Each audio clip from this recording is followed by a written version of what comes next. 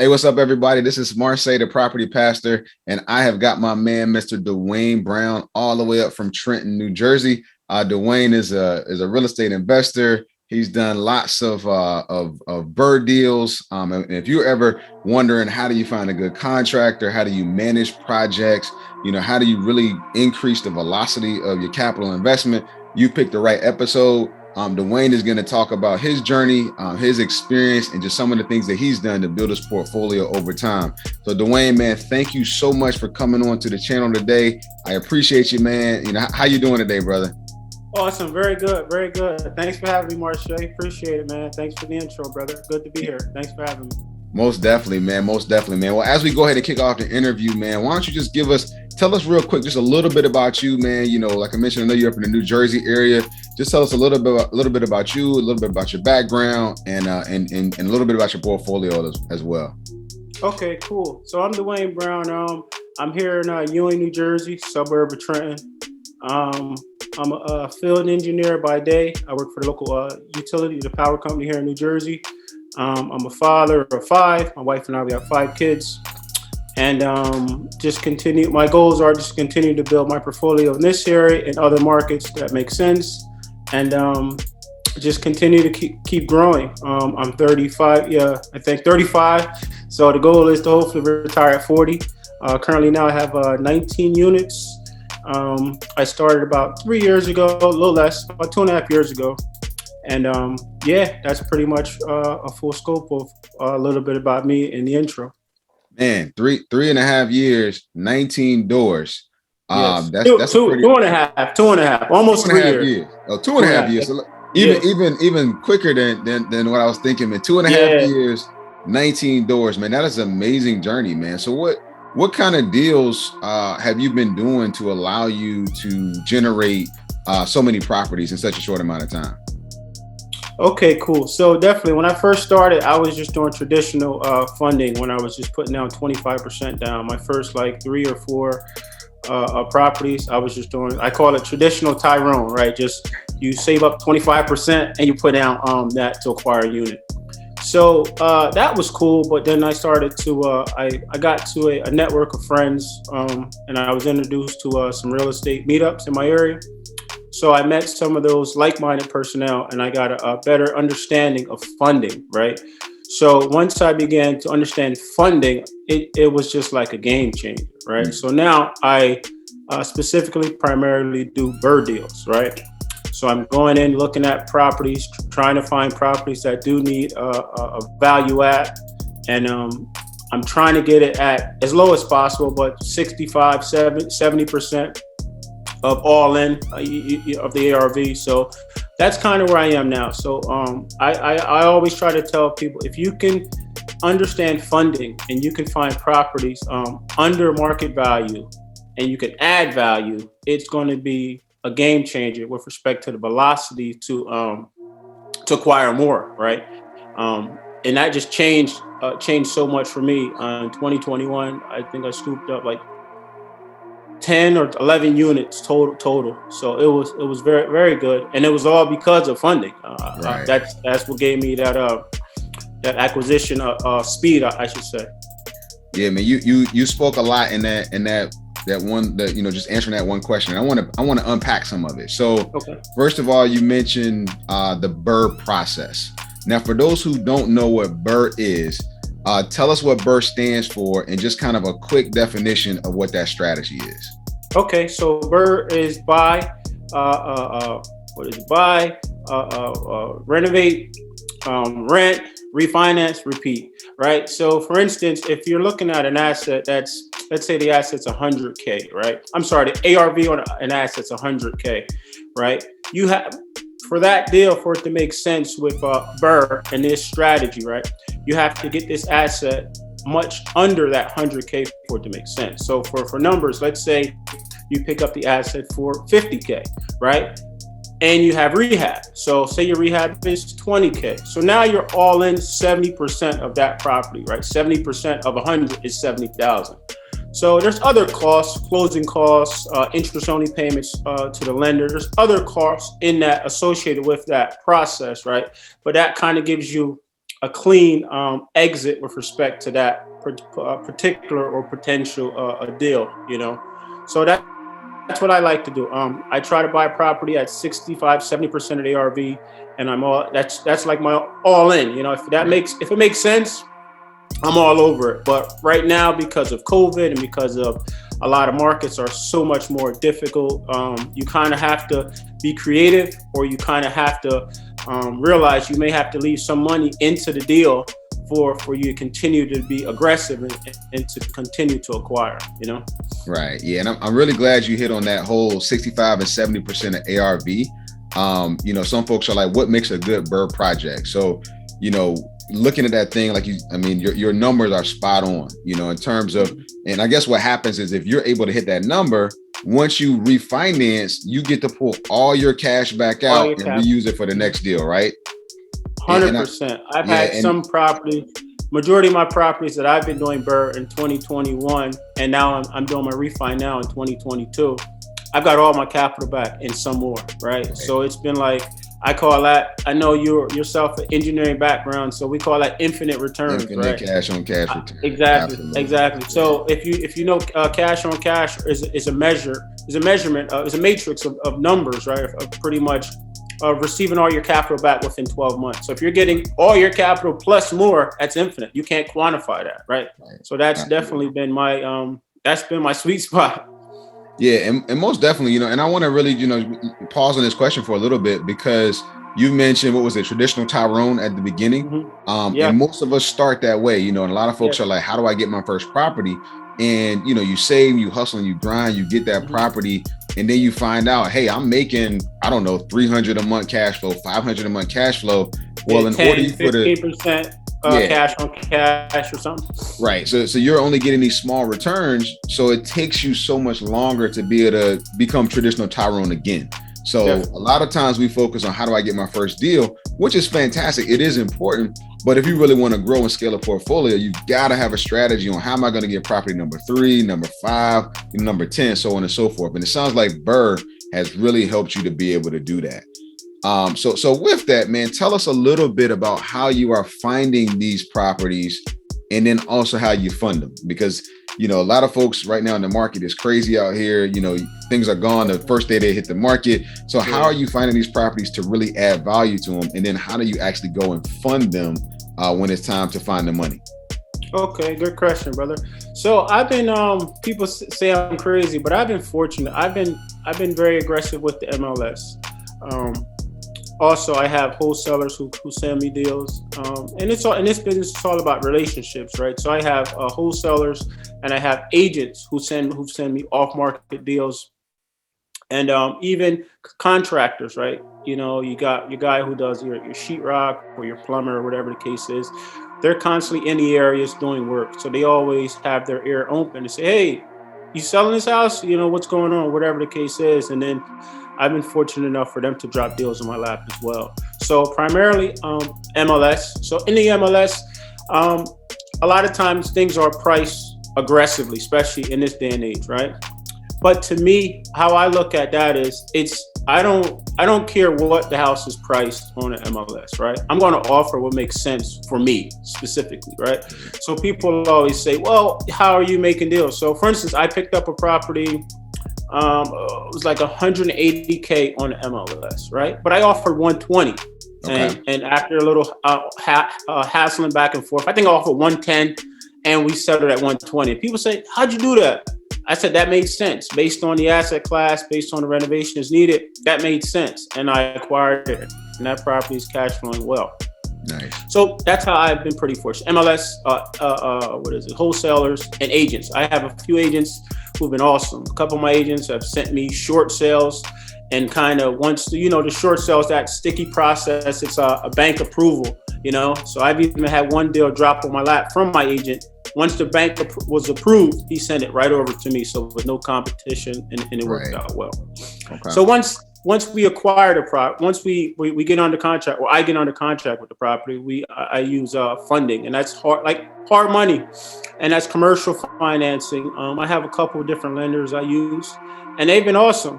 People get a little nervous when you hear hard money, but when you look at the process and you look at how it's structured with respect to the BRRRR process, it's not really a hard environment at all using hard money, right? It's a little scary, or people I think has it has like a bad name over the years, but it works, and it's an awesome way to scale and to continue to grow, in my opinion. Right. So that hard money gives you quick access to cash. You know, in terms of some of the things you fight with a traditional lender, you don't have some of those same, I guess, drawbacks. For those who have never used hard money before, give us a quick intro to what hard money is, and then kind of just some general terms that a person might see with a hard money lender. Okay, so let's say you're looking to buy an asset for say $100K. A hard money, they usually require 10% down, right? So you're in the game for 10K at least, plus closing costs. Depending, if you're a new investor, you may have to have, they call it a little more skin in the game. So they may want to see 15 or 18% down. Right. So for a 100K property, you're going to put down 10% or 15, whatever the case is. And during using hard money in this whole BRRRR process, you have to know you're going to have two closings. We call it double exit, right? Because you're going to have your acquisition of your hard money, and then you're going to have your long-term side, your 30-year fix. We call that to stabilize that asset, right? So hard money would put down 10%. That's what you bring to the table. You have to pay 5, 6K closing costs depending on your area, and that's pretty much it to acquire the asset. And everything else is your rehab, and of course your lender, your hard money lender. They're going to require interest-only payments on that. If you paid 100K for the asset, you owe 90 because you're going to put out 10%. So you're going to pay about whatever the percentage is based on your credit score, of course, on that 90K that is left balance. That's the balance left over to the hard money lender. Gotcha. And are they covering your rehab costs as well? Yes, well, yes, they do. However, with this hard money lender, you have to front it initially, and then they'll put it on the back end, right? Okay. So if you agreed on a budget for let's say 20 grand, right? You owe the hard money 90 because the asset was 100. You put down 10. You owe the hard money lender 90K, and the rehab of the 20K, whatever the case is, you have to put that up front. They'll send their inspector out, which you just take pictures to confirm you did what you say you're going to do. You install flooring, you install cabinets. And once they come, they see, okay, you did everything you're going to do. They'll release that 20K to you within a matter of a week or two. Yeah. And that's cash right to your checking account or wherever the case is. Absolutely. So a lot of folks, you know, really, like you mentioned, they really get nervous about hard money. But I think, you know, my experience for hard money is very convenient. I mean, definitely it has a price point to it. But, you know, in terms of your cash outlay, it allows you to do a lot of different projects, you know, kind of at one time. And using the BRRRR process, it's like, it's provided you can add the correct amount of value. It's like, it's nothing. Like to pay them back 4 to 5K over a 6-8 month period, depending on, of course, what the loan amount is. It's like, it's free, essentially free if you get an infinite return, you know what I mean? Or 60, 70, 80, 90% cash on cash return once you stabilize. Yeah. And, you know, with the BRRRR method, you know, one thing I wanted to ask you is what can go wrong? You know, because a lot of folks are looking and say, man, this sounds fantastic, but what can go wrong with the BRRRR method that, you know, for folks that are thinking about considering it? That's an awesome question. A lot can go wrong, right? But however, I don't want to say that to scare anyone, right? Right. I always try to say invest and forget the rest, right? However, there's risk. This is investing, right? There's risk associated with everything, Absolutely. Right? So I think one risk or one thing that can go wrong is definitely your rehab, right? You can get burned and you're anticipating a 20K rehab, and that can be 40, right? That's one thing, and that is very concerning for a newbie real estate investors or any real estate investor on a budget, right? That is very concerning, right? If you don't have access to capital and you got to come up with more capital, it could be a nightmare. So that's one. Another huge issue could potentially be is the ARV not coming in what you thought, right? You purchase a property and you're anticipating the ARV to be 200K. and you do your quartz countertops, you do your flooring, you add a bathroom, a bedroom, whatever the case is, and the appraiser comes out and gives you a valuation of 150. Right, that can be extremely difficult. You may have to rebuttal the appraisal. You might have to order a new appraisal. So that is another issue. And I want to say this tidbit: you have to be very careful with the BRRRR process with the refinance. You know why? Because the refinance appraisal is going to be much more conservative than a selling appraisal. Right? If a family, let's say a nice family has a property and they're going to buy under contract for $300K, a nice family, a husband and a wife, they're going to buy a property and they have it under contract for $300K. Now the appraisal sees the contract. He'll look at the property, do his comps, and a lot of times, if the property is in that vicinity, the property will appraise for $300K. Right? But for a refi, that property can appraise for $250. Right? Because it's, in my opinion, and many investors, the refinance appraisal is much more conservative than a selling appraisal with a sale or with a contract already contingent for that price. Definitely. Right. Yeah, I know, just to piggyback on that, I know some BRRRRs that I've done when I got to refinance. I've had all different types of lenders, all different types of appraisers come out. And some of them have been like, hey, what are you looking to pull out of this? And I literally will walk up to them and say, okay, this is what I want. Here's what I put into the property. Here's what I bought it for, this, that, and the third. Here's what I'm going to rent it at. And they're like, okay, cool, no problem. I've had others that have come out and they're like, no, it's not worth that, and it's like, wait a second, and having to fight back and forth. So I'm really glad you kind of touched on that, because when it comes down to it, and I think that's why it's important to be fairly conservative, right? When you're kind of estimating your ARV numbers. And I guess on the other side, though, the worst case, in my mind, let's say you get a low appraisal, you end up with a little bit of money still in the deal. But in the grand scheme of things, right, instead of you getting infinite cash on cash return, maybe you're only getting 50. That's still a good day, in my opinion. 100%. You know what I'm saying? So, yeah, I mean, I wanted you to kind of hit on that, man, and you hit it spot on, just from that standpoint of, when you're dealing with the BRRRR on the back end, it can be a little nervous, when you're sitting there waiting for that appraisal report to come in. Always. I literally had one. I had one last week. I got one coming up in 2 weeks, and I had two 2 weeks ago. And one was awesome. One was spot on. One came in at like 20K more than I expected. And the others, it's been a fight. I had to order 2 or 3 more appraisals. It's been a fight. It's been insane. So it's definitely a part of the process. You have to be conservative. You have to expect. And another thing, some lenders, to get out of the short-term financing, the hard money, for them to finance the deal, for the long-term side, there can be loan minimums, right? So that's another issue that could potentially arise, right? Some lenders, when they're doing a long-term side, the 30-year fix, they want to see the property to have a value of at least sometime 100K. So and they want to finance at least 75K.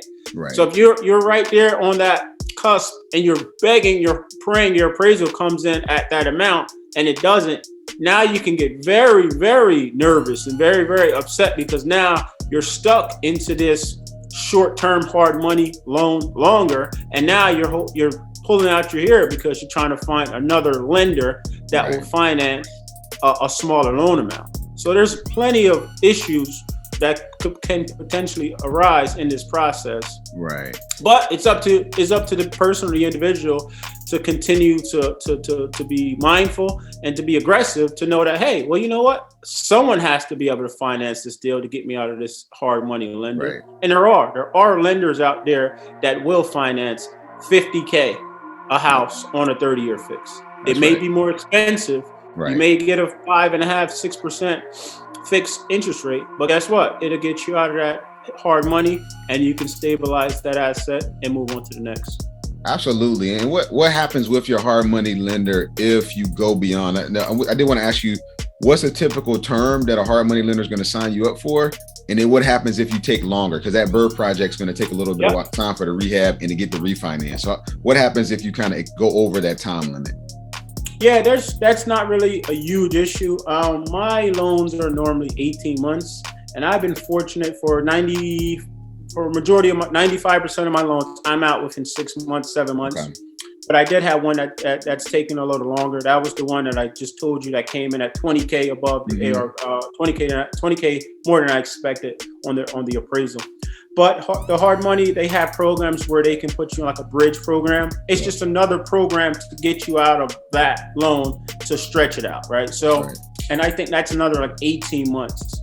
So effectively, if you have an 18-month hard money loan, you can stretch another 18 months to a bridge. Now you got 3 years to figure it out. Yeah, you're paying more interest during that time, but you kind of don't have a choice, right? Till you stabilize that property and figure it out, right?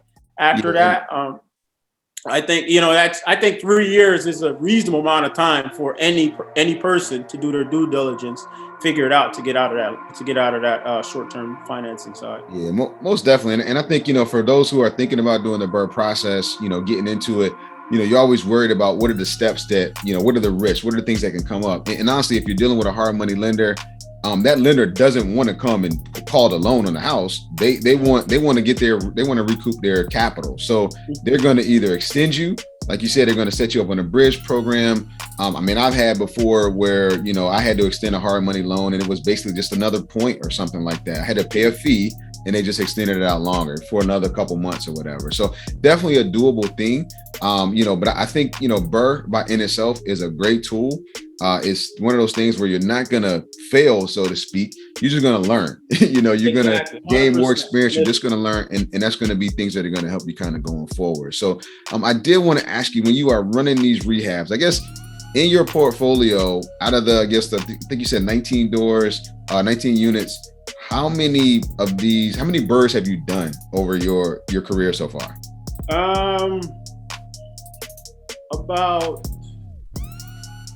10. Okay. 10 I think I started out, no, maybe a little more. I started out doing traditional and I reached up to, I think, 7 doors. Okay. So the rest have all been BRRRRs. And actually my first asset, which was a traditional, it became a BRRRR because the market, so I pulled out a good amount of capital out of that. So if you count that, 14 BRRRR deals. Yeah, so you've definitely gone through this cycle multiple times. In it, what's been key, man, as you build your team out? So you talked about the networking earlier, but in terms of your team, you're doing these BRRRRs, you're finding distressed properties. Who are the key members of your team, that help you to pull these off? Definitely it's been my contractors, my agent. I definitely got to give a shout out to my wife, allowing me to be so aggressive with this process. I'm going to divvy off a bit. About almost 3 years ago, I told her that, hey, hon, let's take out a Heloc, right? For folks who don't know what that is, a home equity line of credit on our primary residence. And she was very apprehensive because she said, well, what happens if this happens or that happens? Or are they going to take our house? So I told her what I tell a lot of people, and I'm not a cocky guy at all, but I say, I trust me, right? And I trust myself, right? I know that I'm not going to do anything crazy to jeopardize myself, my family, right, or any of my any well-being of my family for the most part. So I said it's going to work.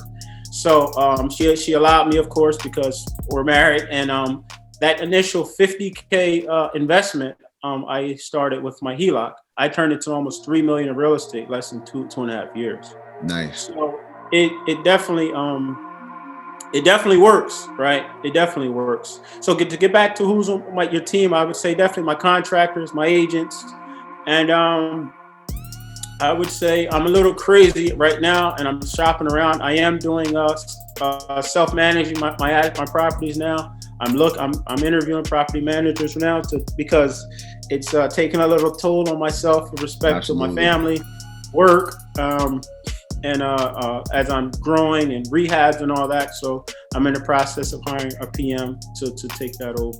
So so that's definitely it's just been my contractors, my agents, and I guess my family. Yeah, it's so funny as we've been talking, we share a lot in common, just from the standpoint of both having an engineering background. When you mentioned, having your Heloc to start your business, I'm like, man, that's exactly what I did, and for those of y'all who don't know, if you have a home, a primary residence that has equity in that house, right? You've been paying that mortgage down every single month, been living in the house 10 years or whatever that looks like, you've got equity. So sounds like, Duane, what you did was you pretty much said, hey, I'm going to tap into that equity. I'm going to loan myself money and I'm going to bet on me. And then you turn around and created all of this additional capital and assets, right, to generate your wealth. And many of us, and I want to encourage everybody that's listening, don't use a HELOC to buy liabilities, right? No. Use it to create assets that in turn will buy more assets, right? Which is exactly what you're doing, man. And that's just such an amazing story. And then you hit on the fact that your wife was on board. At first she was apprehensive. Listen, everybody's going to be apprehensive. I mean, every deal I pull is apprehensive. I know every deal you look at, you're like, oh, what if this is the one? What if I fail here? Right? What if I didn't see the fact that the whole foundation is gonna just fall apart? But at the end of the day, these houses, man, they're sticks and bricks. They're electrical wires. Exactly. They have systems that can be fixed. And the thing about it, having that spouse that's on board, that's so big. And I'm sure that as you've been doing this more and more, she can now see that vision. She's probably like, hey, when's the next one coming? So that's awesome, man. To have that team. And I do want to touch on the contractor part, because I get this question a lot from people where they're like, hey, I want to do a flip. I want to do a rehab. How do I find good contractors? Can you speak on just the things you look for when you're hiring a contractor? And I'm assuming that you've got probably a few different folks that you can count on in that space. So what's that experience been for you, and what kind of tools have you used? It's been awesome. It's been great. And I've had some who have been horrendous, right? So I've been fortunate because before I transitioned into like the engineering field, I was an electrician. So I knew a lot of guys, carpenters, people working in the trade, right? So that kind of helped me out.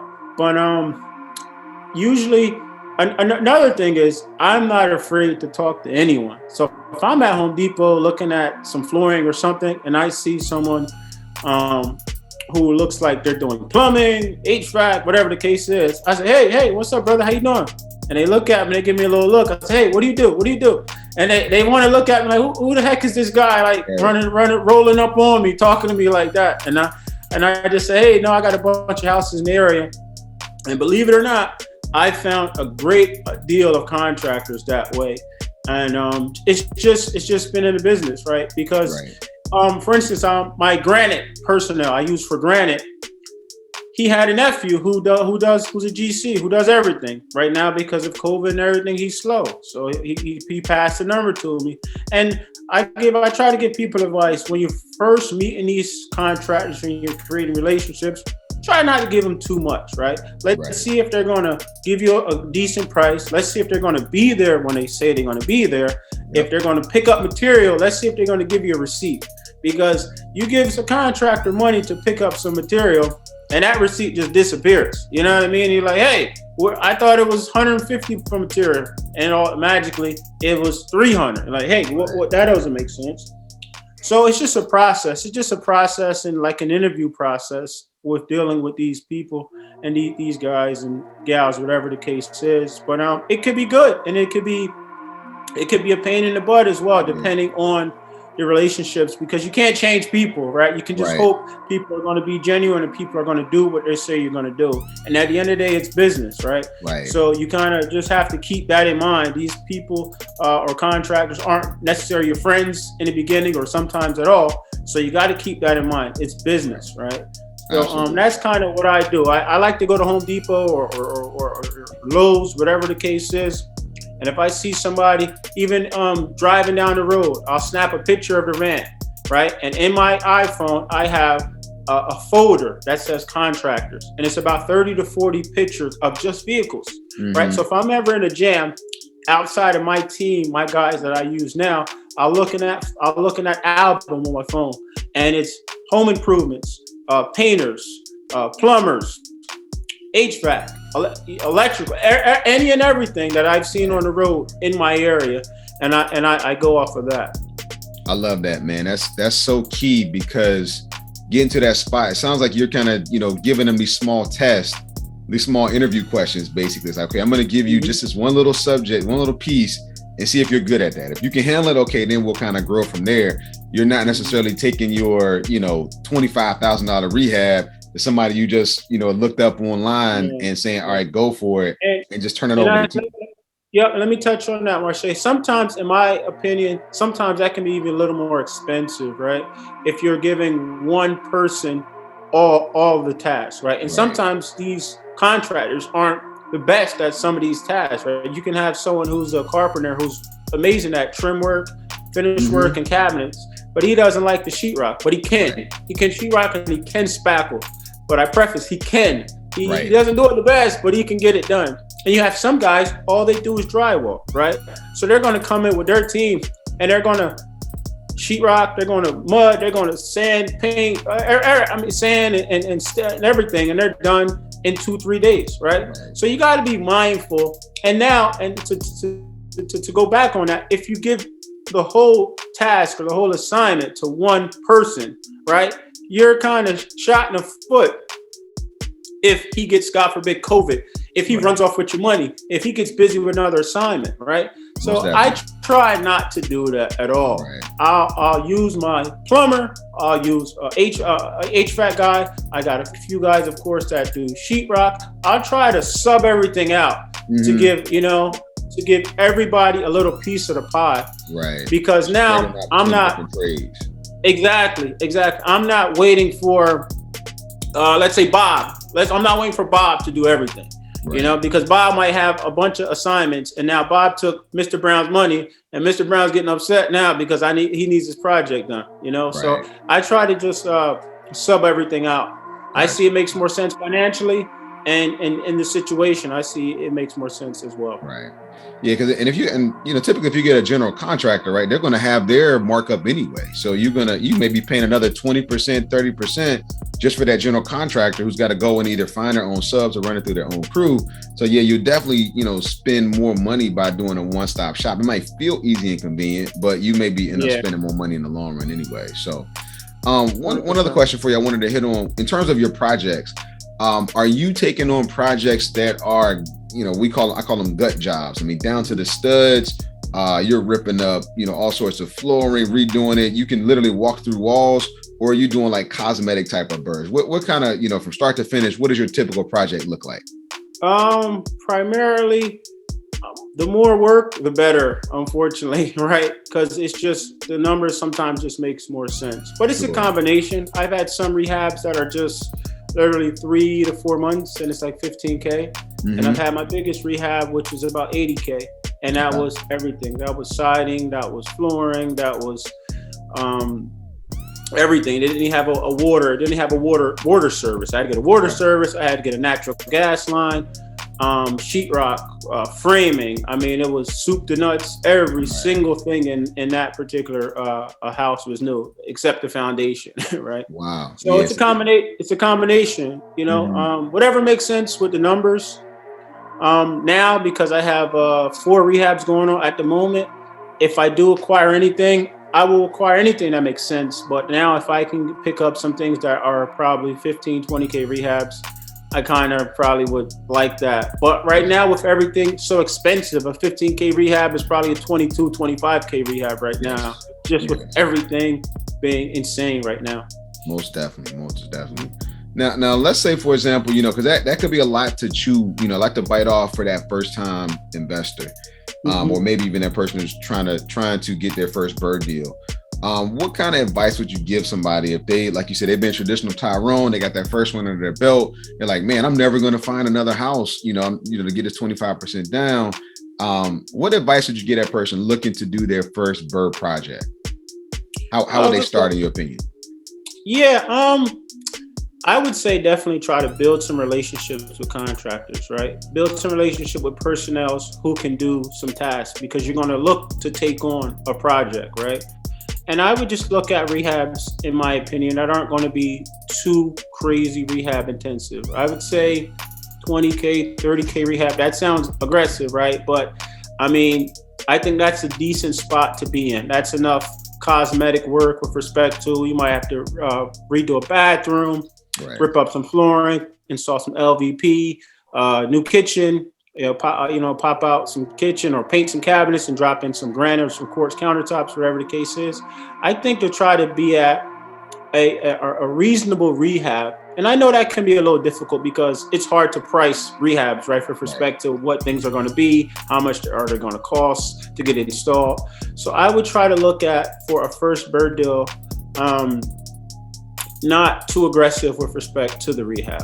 However, you can say, hey, I want to find a property that's going to be a ton of work. Because like you said, if you do find something that is down to the studs and you got to do every single thing, go through the permit process, the inspection process, rental inspection, a CO, everything, soup to nuts, you're going to learn so much. Right. You're going to learn so much. And it's kind of almost like getting dropped in a hot pot, right? You're going to learn so much. And then once you absorb that, you're going to say, okay, I know. You're going to learn how to position yourself and how to work. Another thing I like to do on my phone, I have in my iPhone, I have a notepad section, and I literally have, it's called lessons learned. And every time I failed an inspection, I forgot to do something, I didn't do something in the rough stages, and it burnt me in the finishing final stages, I have that in my phone. So that's another thing to try to keep in the back of your head to say, okay, if I do this, it'll kind of protect me later, and it kind of helps you to keep the main thing and continue to build your portfolio and continue to grow. Yeah, I'm glad you hit on that whole lessons learned thing because, there's a book called The Checklist Manifesto, and it talks about the power of checklists, and like you said, you failed on a certain thing, or when I dealt with a plumber, in terms of how they ran that job, or for the next one, making sure you ask the right questions. That becomes so critical and so key. And like you said, if you jump into a project that is just massive, it's kind of, you have the opportunity to make a lot of money, right? You have an opportunity to have a lot of upside. I remember one of my first BRRRRs, it was a down to the studs type of BRRRR. And I went in there, had to get all the trades. I had permits. I had the whole 9 yards. I had field inspections, But the thing about it is, and even in it taking longer than I wanted to, the nice part about it was I had so much margin in the deal that I still had infinite cash on cash return. Made mistakes, had contractor issues. My contractor that I hired, he just exactly what you said, he was fantastic at framing, but he was terrible at sheetrock. Right. So in the midst of it, I learned the right questions to ask. I had issues with an HVAC contractor. I had issues with my drywall, all these things had issues. I even went in and had to fix some of the work. But when I hit refinance time, guess what? All that pain and suffering, I got all that money back. And on top of it, I learned so much. So I think it's really critical that as you look at it, it's really about what you're ready to handle. If you're ready to handle, if you want all the smoke, and you're like, I'm in this thing to win it no matter what, I'm not going to give up, go ahead and go for it, right? And it's, like you mentioned, it's really about the numbers. Those numbers are going to tell you where the deal is. Now, would you recommend for a newbie, a person who's starting out, if they take on this big project, which is pretty intense, and they don't have that experience, what role do you think mentors should play there? In terms of your network, to kind of help that person and guide them along the way? Yeah, well, I always say your network is going to transition to your net worth, right? It's huge. Huge. About 3 years ago when I first started, I have a buddy. I'll give him a shout out, Matt, MH. What's up, brother? Matt gave me an opportunity to go to a real estate meetup.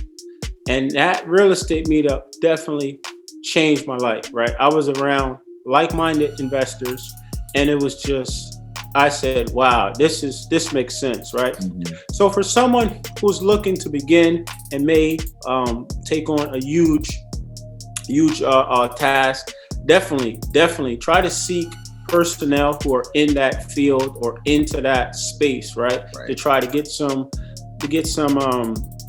insight, right? Because it can be extremely stressful, man. Yeah. It can be extremely stressful because you have interest-only payments, you have appraisals, you have rehab, you have inspections, and that's another thing. depending where you're doing some of these rehabs, you have to figure out that whole process too, because Right. every township or municipality is different, right? Yeah. Some are going to be like crazy, like, you know, they're going to require some things that some towns won't require. Right. And it's a learning process. So definitely, if you can get around like-minded individuals that can help you get the right mindset and the right guidance on these projects, it helps tremendously. Yeah, and I like to say that success leaves clues, you know, so it's no point of, it's not a lot of value for us to just figure it all out on our own. It's good to get around like-minded people. It's good to run your numbers by other people, run your rehab scope, even have somebody who can come walk the job with you, you know, to kind of say, hey, well, have you considered this? You know, it seems like, you know, as you talk about, you put granite in your units, you know, and you're getting great upside from the appraisal side. So somebody who's looking at materials, looking at, okay, what's going to give me my best bang for the buck? Should I put all my money, you know, in the living spaces? Should I put it in the kitchens or the bathrooms? You know, so having that network is so key. And I like what you talked about, not being afraid to talk to people, put yourself out there, you know, because it really being in that spot of, once you become the real estate person and everybody is trying to, you know, you find people trying to sell a house, people have different issues. They're like, let me call Duane. You know, he's the real estate guy. You know, when you position yourself that way, you know, those opportunities kind of come your way. So that's really key, man. That's really good, man. So I guess aside from the mentors, aside from the network, what other tools have really helped you along your journey? Be it, you know, books, certain courses you might have taken. What kind of things have really just helped you to propel you forward in your journey? Okay, definitely. I would say definitely real estate meetups, just being in a space where you're around like-minded individuals, people who got huge bank accounts and no ego, right? People who are willing to tell you and give you insight on any and everything that has helped propel their journey, right? So I would definitely say real estate meetups in your area. I'm huge on Audible. I never liked to read as a kid, but I love Audible. I have about an hour commute to go to work. So if you think about that, now I can read a couple books a week, right? Just driving and listening. So I definitely listen to Audible. I would say definitely Rich Dad Poor Dad was a book that definitely changed my mindset. The Millionaire Next Door. Another one which is awesome, The Compound Effect. I think it's Darryl something. That book was amazing. Fantastic book. Yes, 100%. So books definitely give you the right mindset and the mindset shift, right? And other tools in my portfolio I like to use are apartments.com. It used to be cozy.co. It's apartments.com now. It's just a platform that allows you to do maintenance requests, allows tenants to pay rent online.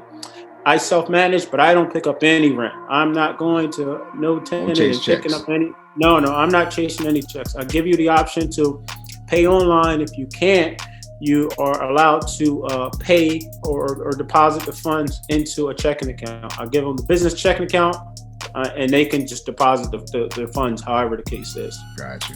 Another tool I love to use is Stessa. Stessa is a property Stessa is a expense tracking software for your you can use it for anything, but it's primarily used for business.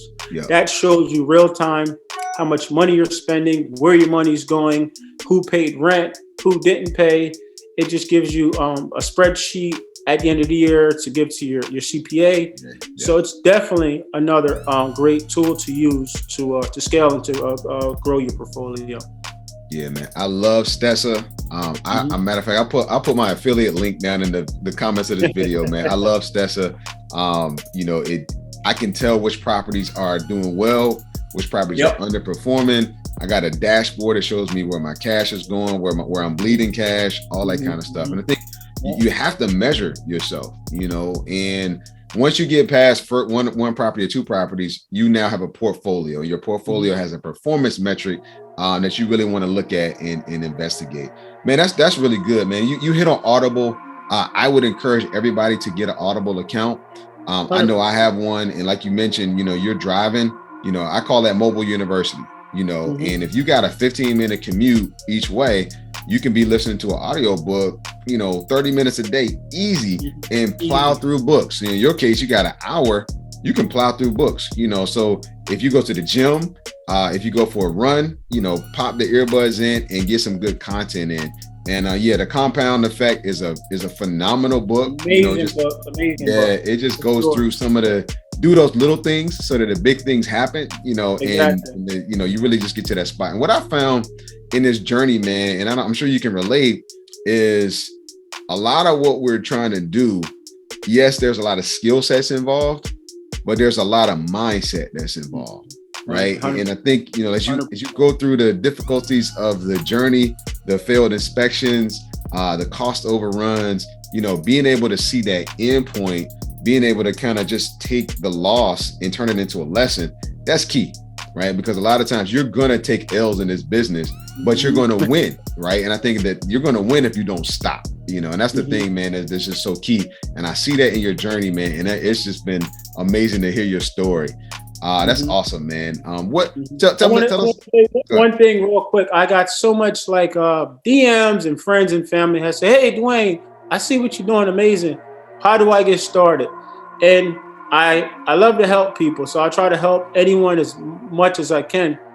But sometimes I say, hey, I'm not trying to sound crazy and all, but if you're really interested in real estate, why don't you read a book, right? Or why don't you listen to an Audible book, right? Just to get a little better insight. And then once you do that, then you can come back to me or whoever the case is, and now you got a little more information, or now you might have some more questions based on some knowledge you already obtained.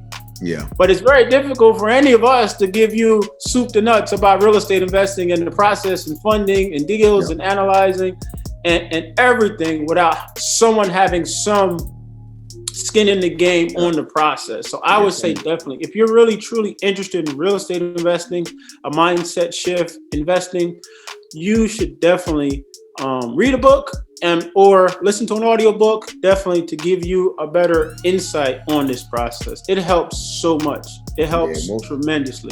Most definitely, man. And I definitely echo that sentiment, because I do have, like you said, a lot of people in my circle will ask me, how do I do this? And typically I say, okay, let's have a 30-minute call. We hop on a call, and it's really just to kind of understand their goals, but really one of the things that the big takeaway that I always give people that are interested is I give them homework. And it's a lot of, it's basically like, okay, here's these 3 books. You don't have to read all 3 of them, but my expectation for you is to read, 1 or 2. We're going to meet up in 30 days. You're going to set up the meeting. In those 30 days, we'll come back. You're going to have questions. You're going to tell me what you learned, X, Y, Z, and then we'll go from there, right? Because you got to show you're serious, because this is not something that you just, do in your spare time with very little knowledge, right? So I think it definitely requires an investment of time, energy, and effort. But like you mentioned earlier, I think you said people that have big bank accounts and small egos. I think that's what you said earlier. So you get around people like that, and they're definitely willing to teach you if you're willing to do the work, and that's really what it boils down to, man. And I think, folks have done that for you, and I know you're doing that for other people even right now, man. And that is really awesome, man. Really amazing. Man, it's been a blessing to hear, your journey, man. And just to kind of, hear the insights you have. You got a ton of experience. You've definitely shown that it's possible. What is it? You said 2.5 years, and you're crushing it, man. Just crushing it. November of I guess 2020 or 2019. So I guess almost November be 3 years since I purchased my first asset. Yeah, that's awesome. I think anyone can do it. Like I said, I'm 35. I have an awesome 6-figure paying job as a senior test engineer for the local power company. But if I can retire at 40, that's what I'm pushing for. Yeah. And I'm out. There you go. Yeah, it's all got a plan, right? So for you, it's really about hitting that retire by 40 number. That 40 age milestone. And so what do you want to do when you're not going out there and doing the test engineer work, when you're not doing rehabs? On a personal side, what do you like to do when you're not doing a BRRRR deal or trying to build your portfolio? What do you enjoy doing in your spare time? I don't have much spare time, but when I'm not work or with the houses, I just try to relax with my family. Like I said, I'm married and we have 5 kids, and my kids have a lot of activities. My son plays basketball. My three older daughters, they do ballet. and I have another almost a 2-year-old. So it's just definitely enjoying spending time with family. I love to vacation. We're actually just planned a trip to go to Texas and go to Okay. Florida over in the summer. So it's just hanging out with family, friends, and then just relaxing and enjoying the success that I've definitely acquired over the last 3 years. Right, it's a blessing to know, like about almost 3 years ago, 2.5 years ago, like and now, right, I've changed the whole trajectory of my life, right, and my family's life, right. So it's like so cool to know I've acquired so many assets. I have a great amount of cash flow once all bills are paid, and it's great to know that what I did makes sense and it's working. Yeah. So definitely trying to get my kids to be mindful of that. When we're driving around, I look at meters on the side of the house, and I say, hey, if you see a house with 3 or 4 meters, and let daddy know, you know what I mean? Because hey, you want, and I constantly have them at the rehabs, constantly. I want them there to see the process, and I tell them, who house is this? And they look at me, and I say, this is your house, right? And I tell them, and I tell them a joke. I said, if anybody come walking through that door, you tell them, get out of my house, right? Because this is your house, or whatever the case is. Anybody, just to make them feel like, okay, make them feel engaged, right? Make them walk around with a flashlight and look and sweep up, whatever the case is, right? It's all about having them involved in trying to create generational wealth for them. So it all makes sense. So definitely, man, I'm a big family man at the end of the day. Awesome. And that having that why is so important, and it's funny, man, when you mentioned that. I mean, I totally resonate with that, because when I'm driving around, like I'll be driving around with my dad sometime, and we're driving and I say, oh, there's a duplex, there's a quad. I need to go and send them, a mailer. I need to send them a card. He's like, how do you know? And I said, I look at mailboxes and meters. Right. I look at the number of mailboxes on the house, I look at the meters on the side, and you just can get conditioned to look for them. But the thing that you really hit on, when your kids and you got them engaged in the house and showing them that ownership, that's what got me. Right. My dad was a general contractor. I would be out there on a job with him, 8 years old, 10 years old, climbing up on the roof, just learning the trades, learning those things, seeing some of his rental properties. And to this day, that made a world of difference. So it's really about that generational wealth. It's about building that legacy. I started Kingdom Legacy Builders, and our mission is to help build generational wealth, so that we can pass on that legacy to our children and our children's children. So, man, I definitely resonate with that testimony, and that's just such a blessing, man, to hear that from you, man. I know your kids are going to carry that torch.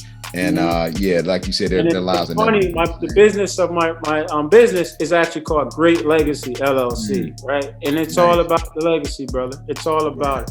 I had an appraisal a couple weeks ago, and I had houses in decent shape, but it just needed to be cleaned up. And it was literally like 8:00 at night. Okay. And we literally got everyone out. I said, come on, let's go. We got an appraisal tomorrow. And we all got out. We went there. It was like 5 minutes from my house. We went there. We swept. We mopped, we shot back, we wiped down the kitchen cabinets, everything. We were there for like 40 minutes, but the whole house was in that little house, cleaning it up. Everybody getting it. And it made a world of a difference. The appraisal came the next day, and he was like, wow, Duane, this is awesome. Is this quartz? Is this quartz countertop? I swear to God. I said, yes, it was. Yes, it is. Yeah. So I definitely say, man, keep your kids or your family engaged. Let them know what you're doing, because that can definitely help you with respect to, let me call Duane or let me call Marche because I think this house is for sale, or I know somebody who doesn't want to deal with the headache anymore. Maybe let me call Duane. Let me give Marche a call. So definitely keep your family engaged and keep them involved. I definitely think you'll get amazing returns that way as well. Absolutely, man. This interview has been a joy, man. Been a pleasure. How can people find you, man? When they're trying to see your journey, what's the best way to get in contact with you to see about your current projects and just to reach out? How can people find you? Yep, definitely. Instagram. My name is One Rental at a Time NJ. So it's one _rental_ at a time rental. NJ. So definitely, Cool. that's the way to primarily reach me on Instagram. Send me a DM. Any questions or looking to collab on something, that's the best way to reach me and to see my journey. I try to post things a few times a week, you know, just to for the journey, right, and just the process, right. You know, when you're doing this, you're not showing off when you put one of your rehabs are almost done and you got it leased and you're making and you got the selected or desired rent you want. It's the process, right? It's the process and it's the journey, right? I love to know that I started this less than 3 years ago, and I'm fortunate, and I'm like so looking forward to see where I'll be in the next 3 years, right? Because if you have the vision for something and you put the time in and you just like pedal to the metal and you got a vision for it, it'll work, and it can work if you do the work, right? You got to do the work, right? You got to do the work and invest and forget the rest, but you got to do the work. I like that. Invest and forget the rest. That's good stuff. Good stuff.